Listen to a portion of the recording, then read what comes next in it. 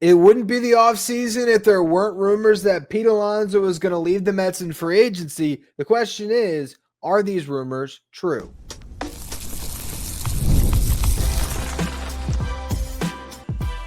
You are Locked On Mets, your daily New York Mets podcast. Part of the Locked On Podcast Network, your team every day. Hello to all you amazing Mets fans. You're watching Locked On Mets, part of the Locked On Podcast Network, your team every day. I'm your host, Ryan Finkelstein. I've been covering the New York Mets on this show since the 2019 season. This is the number one daily podcast on the New York Mets. If you want to find any of my written work, you can do so over at justbaseball.com, where I work as the editor-in-chief. Today's episode is brought to you by FanDuel. Right now, new customers can bet just $5, and if your bet wins, you're going to get $300 in bonus bets to use across the app. Download FanDuel today. Well, here we are once again in an offseason where Pete Alonso is a free agent, and people are trying to break up Pete Alonso of the New York Mets. That's the story. That's what everyone's talking about. Everyone is harping on David Stearns' end of this season press conference, and he mentioned run prevention. So what does that mean? That means that Pete Alonso has to be gone because first base defense is the reason why the New York Mets missed the playoffs this past season. It was all Alonso's fault. We're starting to get these narratives out there. And there was a story written by Pat Ragazzo, Sports Illustrated, that, I wouldn't call it viral, but it certainly got a lot of traction on Saturday, a lot of conversation on social media about it because it talks about the Mets needing to change up their culture in their clubhouse. And the way the Mets are planning on doing it, if you read into this story, is they're going to trade Jeff McNeil and they're going to let Pete Alonso walk in free agency. So let's get into what Pat Ragazzo wrote. It was in an article titled, "What I'm Hearing About the Mets Offseason Plans." Now, I want to say, I have known Pat Ragazzo for a while. We both started off at Metsmerize around the same time, I believe. We definitely crossed paths at Metsmerize for a little bit there. And he actually had a weekly appearance on this show at one point. No reason that ended other than just, I don't know, I guess it took the show in a different direction, but it wasn't anything, he was always great, or maybe our schedules didn't align. I don't even remember. It was so long ago. But my point is, I am not doing this show today to throw any shade at Pat Ragazzo. I'm not.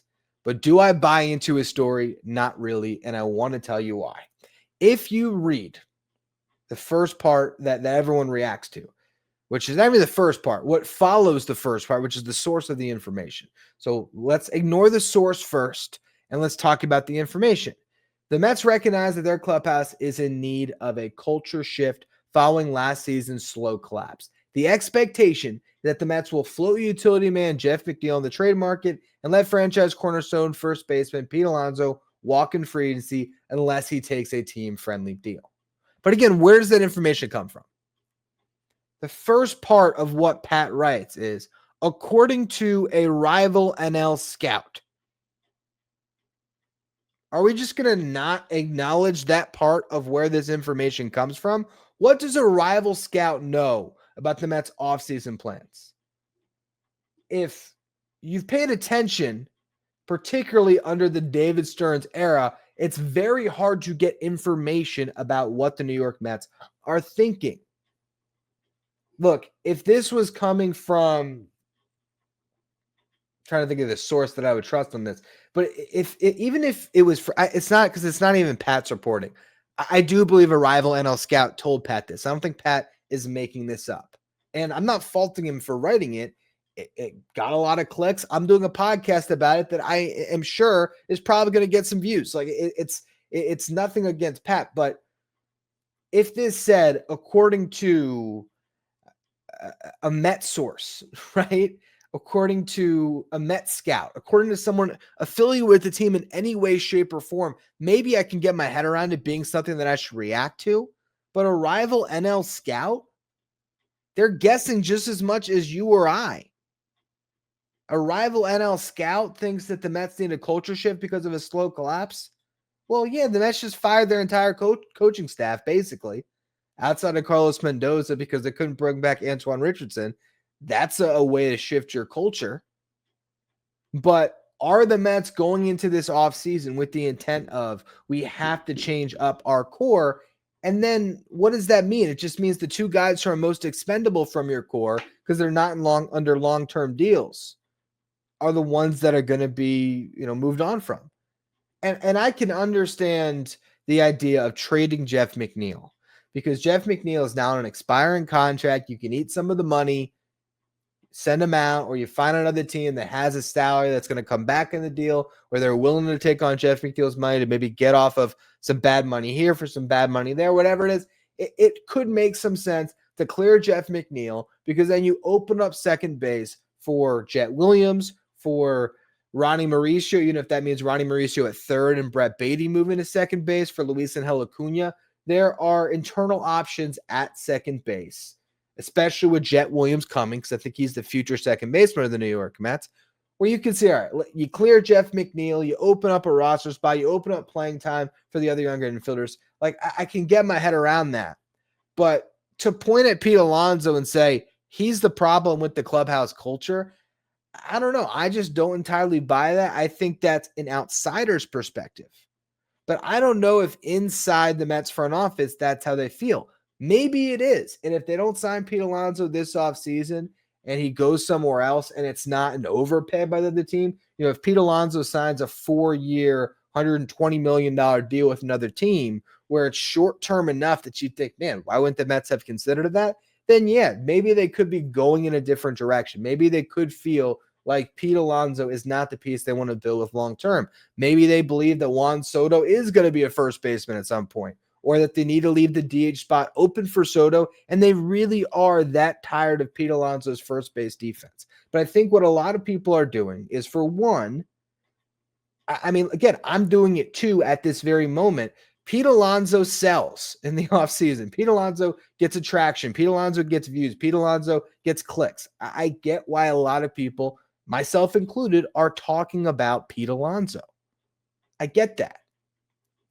There's also the very limited amount of information that we have on what David Stearns wants to do this offseason. And the two words that everyone's clinging to, Joel Sherman just wrote a story in the New York Post about it. Did David Stearns tip his hands about Pete Alonso with his end of season press conference? That's run prevention. Talking about run prevention. Yes, the Mets have to get better defensively. Is first base defense what cripples your team? Really, it's first base defense what really is the thing that made the Mets bad defensively this year. I'd argue that was maybe the fourth most impactful position that hurt the Mets defensively. Number one, the most impactful, right field. Juan Soto being out there every day, awful. Awful. He's not a good defender. That hurts your defense. Jeff McNeil playing center field for large stretches with Juan Soto next to him. That hurts your collective defense in the outfield. Balls in the gaps that you're not getting to. Mark Vientos playing third base poorly. Those were the positions, in my eyes, that really hurt the Mets this year. Yes, Pete Alonso with his throws were awful. Pete Alonso is not a good defensive first baseman when it comes to his range and his arm. He's good around the bag, so he does not hurt your other infielders. When it comes to team defense, he's not that bad individually. Obviously, there's aspects of his game that are bad. But when David Stearns gets up in that press conference and says run prevention, I don't think he is just looking at first base. I think he's talking about the fact that they had to go to Jeff McNeil in center field. I think he's talking about the fact that Mark Vientos might have played his last inning at third base because they just can't keep doing that. Those are the positions that I think hurt the Mets more this year than Pete Alonso did. And I do think there's a world where Pete Alonso comes back and is playing first base because, as we'll talk about here coming up in the next segment, when you look at the alternatives, there's not a lot of good first basemen in baseball because guess what? The worst defenders who are top prospects who can hit, they get moved to first base. So there's not that many elite defensive first basemen that you can turn to fill that position and still give you something offensively. You want Paul Goldschmidt to be your first baseman? Great. He's not going to hit against it's a lefty unless it is a lefty on the mound. And even then, he's 39 years old? There are not a lot of options. So I want to talk about the alternatives and how the Mets can play this. Also, Pat does mention a name in his story as far as an alternative that's worth repeating. So we're going to go through all of that here in just a minute. Today's episode is brought to you by FanDuel. The NBA season's here, and FanDuel has an offer you don't want to miss. Right now, new customers can bet just $5. And if you win, you're going to get $300 in bonus bets. That's right. You pick a bet, you put down $5. If it hits, you're going to unlock $300 in bonus bets to use across the app. I love using FanDuel because it fits however you like to bet, whether it's player props, building a same-game parlay, even jumping in live as the action unfolds. It makes watching football or basketball even more exciting. We got a little bit of something riding on the action. Whether you are a casual fan or you just love diving into the stats, FanDuel is going to make the game day experience so much better. It's quick, it's easy. It's the best way to add a little more energy to game day. So if you're ready to play, download the FanDuel app now by visiting FanDuel.com to get started. That's FanDuel.com to place your first $5 bet. If you're watching on YouTube, do me a favor and hit that subscribe button. Help us get to our next goal of 15,000 subscribers. We're getting so close. I'd love to get there by the end of the year. Really do appreciate all of you who continue to subscribe. Now, one of the names that Pat Ragazzo mentions in this article, the only name that he mentions in this article that the Mets might have interest in, is he says the Mets are heavily in on versatile Cody Bellinger in free agency, given their need for defensive both center field and at first base. Bellinger is also a fit for the Mets due to his ability to handle the New York market, which he showed while playing for the Yankees this past year. Now, one part about that I would say is, or counter with is, you think Juan Soto thinks that playing in the New York market was the same with the Yankees as it was with the Mets? Because I actually think it's a little bit different. Feels like those Mets jerseys hang a little bit heavier on your shoulders. The Yankees jerseys don't always seem to be that way. But regardless of that, do I think Cody Bellinger is a fit for the New York Mets? Potentially. Here is what Cody Bellinger could do for the Mets. You could have, let's say you do move on from Pete Alonso and sign Bellinger. I think in an ideal world, you get both. That's a lot of money to spend, and that really locks you into a core because both of these guys, Bellinger and Alonso, are expected to get long-term deals. So then all of a sudden, you are locked into Bellinger, Alonso, Lindor, Soto, Nimmo. That's probably too many veterans to have locked into contracts that are going to pay them north of $20 million for 5+ years. You are basically committing to a core that, if you believe the story, they're maybe trying to move away from parts of that core. So if they sign Bellinger, I do think it's as an Alonso replacement. Not necessarily that he's going to play first base, though. I think if you sign Cody Bellinger, he could be your bridge to Carson Bench. It's one option, right? So he's in center field until Carson Bench is ready. You got Nimmo, Bellinger, and Soto in the outfield. Now, Bellinger has not consistently played center field since 2022. He's not going to be an elite defensive center fielder. He's great in the corners. He'll get you by, though. So I think that's one way that you can use Bellinger. The other way is just start him at first base, where he'd be a plus defensive first baseman. And you could do that. You could do that for sure. You also could, if Mark Vientos hits and becomes your first baseman, or if at some point Ryan Clifford earns his way to the show and he's your first baseman, you can play Cody Bellinger in right and DH Juan Soto and be a significantly better defensive team. So I do think in a lot of ways, Cody Bellinger fits the New York Mets. Absolutely. I do believe that it makes some sense for sure. But offensively, you are taking a step back going from Cody Bellinger to Pete, or going from Pete Alonso to Cody Bellinger, because Bellinger hit, I think, 29 homers this past season. He had that short porch that worked with his swing.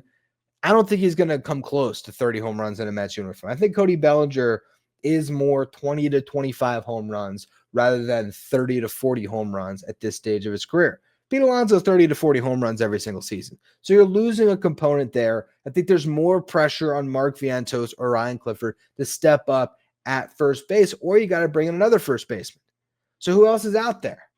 On the trade market, we've talked about Willson Contreras and Yandy Diaz. Willson Contreras would be an upgrade over Pete Alonso defensively. Yandy Diaz, not really. So again, we're getting back to how do you replace first base defense? That doesn't really do it. Munetaka Murakami has played just as much, if not more, third base than first over in the NPB. Not a great defender anyway. I don't think that Murakami is coming over to be this elite defensive first baseman.